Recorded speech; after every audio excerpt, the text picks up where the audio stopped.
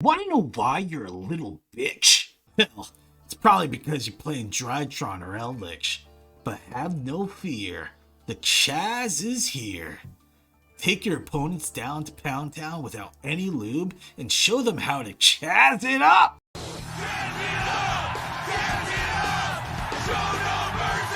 In all seriousness, this deck hits a bit different. We run one copy of Kyoki to completely stonewall Drytron. As you can see here, neither player can special summon light or dark monsters.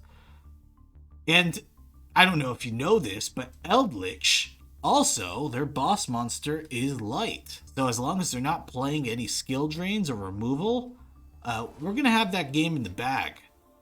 We are running a rocket package for the ideal turn 1 plays, with Borrow Load Savage Dragon, but the real heavy hitters are Armed Dragons and Super Dreadnought, which is extremely easy to go into with Dragoonity and Red Eyes Metal.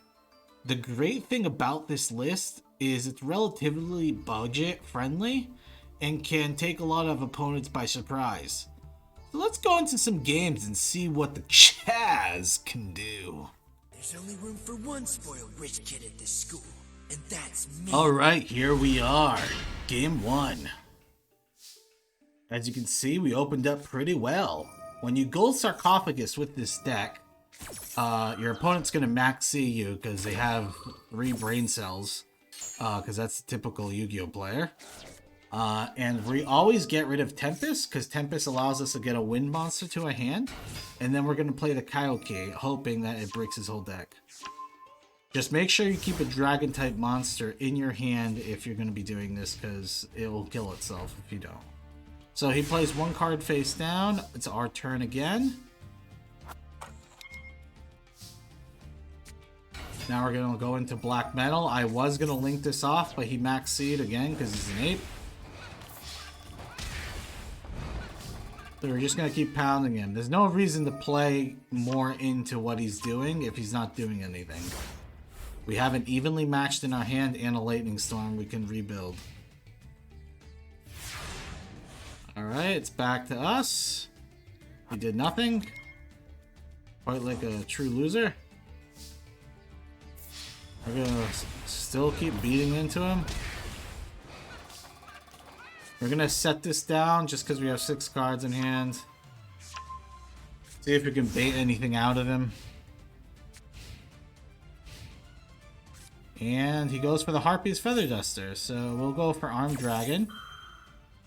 And then he goes for Ash. So he has a really good trade. It's a 2-for-1. He's down 2 cards to my 1. I'm already massively ahead. We still have no idea what our opponent's playing currently.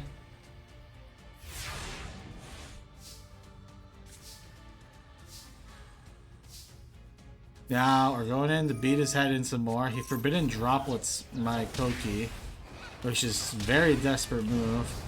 But here I decided to just go into a bigger board. I'm like, you know what? I don't know what he's playing, but if you lead off with Heretic Steel, it's insanely good. And as you see, what I'm going to be doing. Special Summon Arma, Rocket Tracer.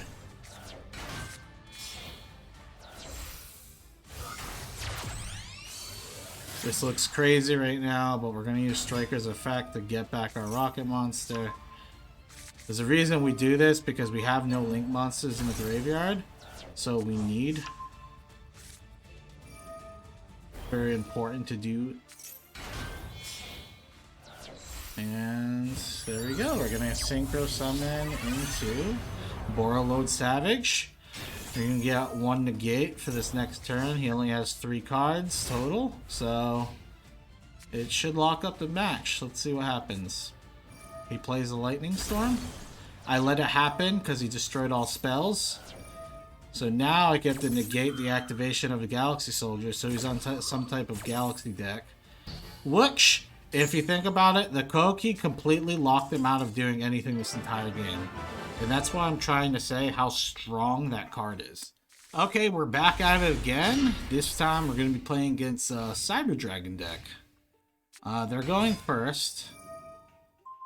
So he already very strong start. One of the strongest starts you can do with Cyber Dragons, Machine Duplication. And then he's going into Cyber Dragon Nova.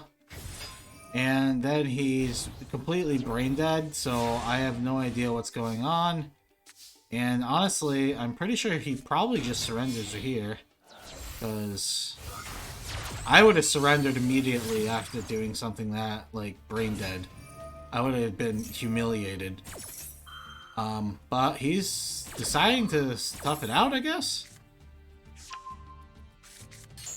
But let's see what happens here. Maybe we actually get to do some stuff so you guys can see how the deck's played. So we do Rocket Tracer, blow up that. We summon Absoluter Dragon just because you're able to special summon it if it's in your hand if you have a rocket monster out. So we might as well. Because then we're going to go into Red Eyes Metal. And special summon this, send that to the graveyard. Get our Pile Alarm Dragon. And I'm pretty sure we have lethal here. And he's dead. And he actually could have done so much better if he went into the XZs above that card. I have no idea why he didn't. I think he just made a massive mistake. But, you know, that's a common players that you play against in this. Alright, we're back at it again. This time we're going to be playing against Lightsworn. I think after the solo mode, people got a little horny to play the deck, I guess. So, right, we're going into Arm Dragon level 5. We get Arm Dragon level 7. We discard that. We go into 7.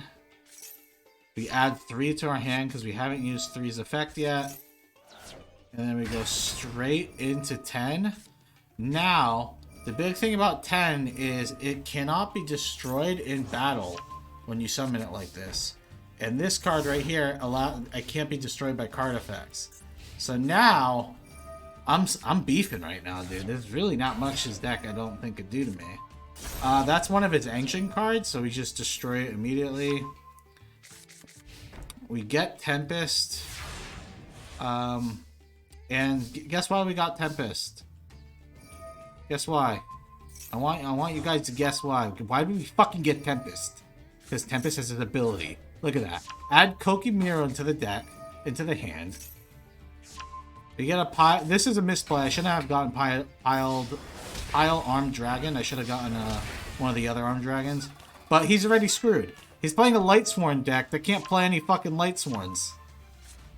This is what I'm trying to say. This card right here poses so many decks, and you know it's not even like your main strategy. It's a one of in the deck that you can tutor out. So we activate my effect end turn, destroy this trap that he just set, and the writing's kind of on the wall here. He can't really do anything. Like, you might as well just give up. We just want to see what that back row is. We're like, you know what is that? It's Beckoning Light. This guy, you can tell he hasn't taken a shower in a few, like, weeks. Probably since the game came out. And he's like, you know what? Time to play some Lightsworn. Because he's played his, all the other decks, like, 600 times. So, piled Armed Dragon. Pretty much over here. He's going to use this card to negate my attack here. And he has nothing else, so he's going to end up dying to the fucking dragon. Boom. So realistically, that's ultimately how you're going to become an absolute Chad. And by Chad, I mean Chazz. Because this deck does a lot of what you want it to do. Is it weak to certain strategies? Yeah. There's certain things that really kind of ruin your day. Let's just say that. But ultimately, if you're wondering why we're running the Red Eyes Flare, it's a 7. It's fairly easy to go into with Armed Dragon level 7, Pile Armed Dragon, Absoluter Dragon, Tempest. We have a lot of 7s in the deck. So this is honestly, we go into this just to attack and go into this. That's literally the only reason why we do this. The other reason why we would go into this is, let's say we left our opponent at like 500 life points or 1,000 life points. This card makes it very hard for your opponent to play the game afterwards, because every time they play, activate a card or effect, they get dealt 500 damage immediately after. So it's one of those type of cards too.